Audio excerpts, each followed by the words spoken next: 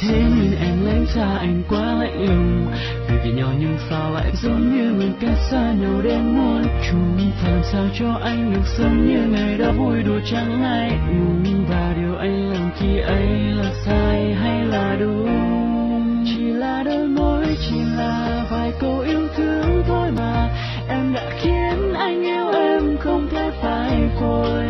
Anh mong em đừng thay đổi vì anh đã quá yêu em rồi. Vì em và anh quen nên chỉ còn lại đôi môi. Bây giờ em thật bước đi mà anh chẳng thể kiếm tìm. Vì sao không nghĩ suy, vì sao anh cứ đắm chìm. Lệ hoen cay khóe mi gió đông sang lạnh buốt con tim. Nhưng ngọt ngào xưa nay cũng chỉ là kỷ niệm.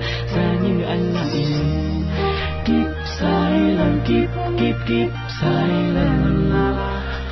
Giờ mãi yêu chỉ mỗi em trong đời, anh rất yêu em. Sai lầm, sai lầm, sai lầm.